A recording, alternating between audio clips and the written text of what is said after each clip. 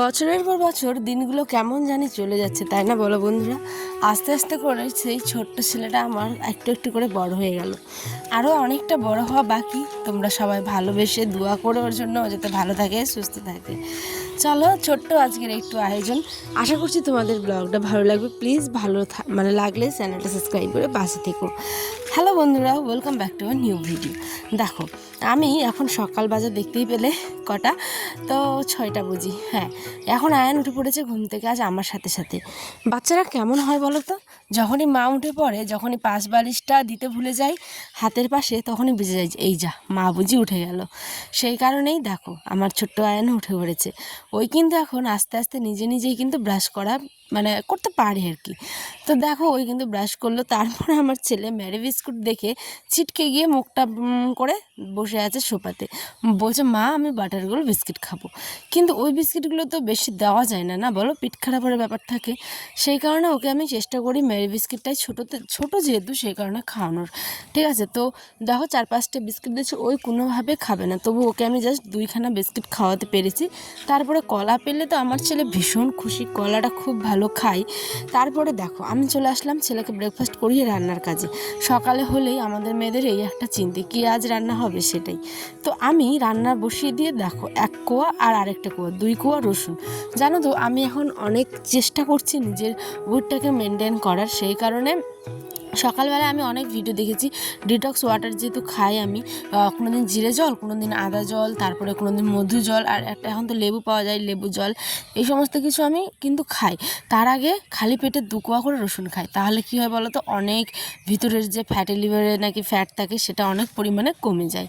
তো যাই হোক, আমি সেই ডায়েটের গল্পগুলো আরেকদিন তোমাদের সাথে ডিটেলসে শেয়ার করব। আজ আমি আসলাম এবার রান্নাবাড়ির কাজ তোমাদের সাথে শেয়ার করবো বলে। আজ আমি রান্না করছি ডাল, করলা আলু ভাজা আর শাক ভাজা করবো হয়তো। তো এখানে আমার ছোট্ট আয়ান সাইকেল নিয়ে খেলাধুলো করছে,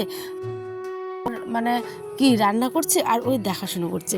যাই হোক, আমার ছেলেটা কিন্তু খুব ভালো বোঝে যে মা কাজ করছে। ঠিক আছে, এখানে দেখো করলা আলু ভাজা, ভাত, শাক, ডাল সমস্ত কিছু কমপ্লিট। এইখানে আমি একটা ডিটক্স ওয়াটার ওই যে বললাম সেটাও কিন্তু খাচ্ছি।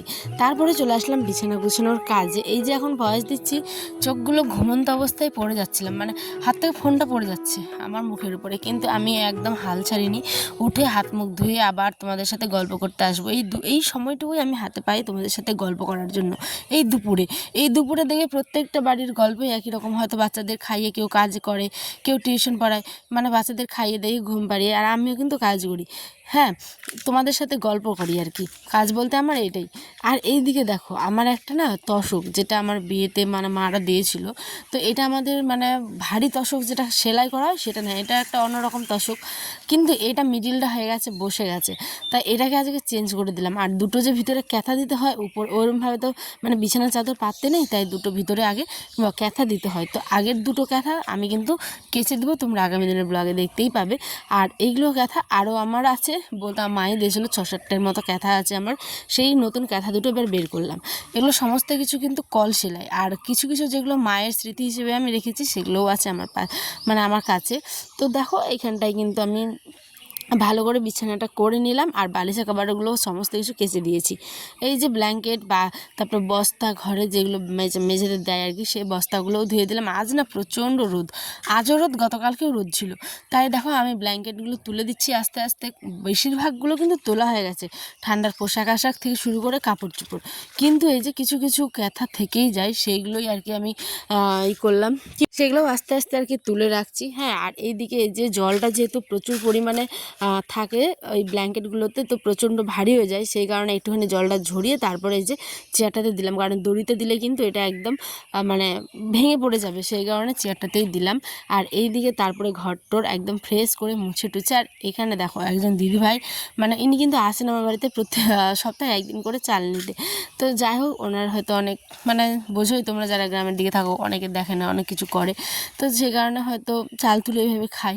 তো ওনাকেও আমি 1 কোটা চাল দিলাম। এখন বাজে 11টা। এই যে এখন আমাদের যেটা খাওয়ার করেছিলাম সেটা খেয়েছি, মিডিল একটা খোলা খেয়েছি। এবার বিকেলে আয়নকে ডিম সিদ্ধ আর দিলাম হচ্ছে গিয়ে এটা সুজি করে। এখানে আয়নের আব্বা আবার নাপিত সেজেছে আজ প্রথম। আয়নের চুল বরাবরই ওর বাবাই কাটে, শুধু জন্মের পর প্রথম যেটা ছুত হয় সেটাই কিন্তু একদম নাপিত কেটেছিল, তারপর থেকে ওর বাবাই ওর চুল কাটে। সেই কারণে দেখো আজ আয়ন ভীষণ খুশি চুল কাটবে বলে, হ্যাঁ মানে ভীষণ খুশি। আর ছোট্ট বাচ্চা আগে তো খুবই কান্নাকাটি করতো, এখন ওই ভীষণ খুশি, বলছে মা সাবান লাগিয়ে দাও লাগিয়ে দাও। কিন্তু মানে চুল কাটতে গিয়ে যে এমন একটা মানে অবস্থা হয়েছে বন্ধুরা, কি বলবো তোমাদের।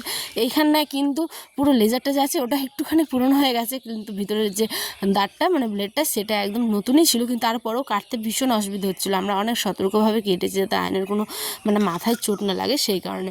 তো যাই হোক অনেক সুন্দরভাবে চুলটা কাটা হয়েছে। আর নতুন চুল হবে, আর চৈত্র মাসে তো চুল মানে কাটতেই হবে, কারণ এত পরিমাণে গরম, নাহলে ঘা হয়ে যাবে মাথাতে, ঠিক আছে। তো যাতে ঘা না হয় সেই কারণে এই ব্যবস্থা। আর এদিকে রাত্রে আমাদের ভেন্ডি আলু মানে একটা সবজি আর কি করেছিলাম সব কিছু মিলিয়ে, ঠিক আছে, পুঁই শাক। আর আমি যে রাত্রে একটা ডিম সেদ্ধও করেছিলাম রাত্রে। তো যাই হোক কেমন লাগলো ব্লগ অবশ্যই কমেন্টে জানিও। এদিকে আগে ভেন্ডিগুলো ভেজে নিলাম, তারপরে মিক্স ভেজ একটা সবজি আর কি ঘন্টা করে নিয়েছি, কারণ এই গরমের সময় রান্না করতে সবসময় বিরক্ত লাগে, দুবেলা তো ভীষণ চাপের। আর ওই জন্য আমি এখন উনুনটা বাদ দিয়ে দিয়েছি, গ্যাসে করছি। আয়নের আবার বরাবরই বলে গ্যাসে করো, উনুনে কেন করছো। তো ঠিক আছে, যাই হোক এখানে আমার রান্নাবান্না হয়ে গেল। দেখো লাস্টে সানরাইসের মশলা দিলাম, এদিকে তরকারি আমার কমপ্লিট। এখন আমি প্রেশারে বসিয়ে দিয়েছি ভাত, যখন খুব খিদে পাই তখন প্রেশারে এভাবেই আমরা ভাত বসিয়ে দিই। তো চলো ডিমগুলো ছোলা হয়ে যাক, আর ছোট্ট আয়নকেও এখন খাওয়াবো। তো আল্লাহ হাফেজ।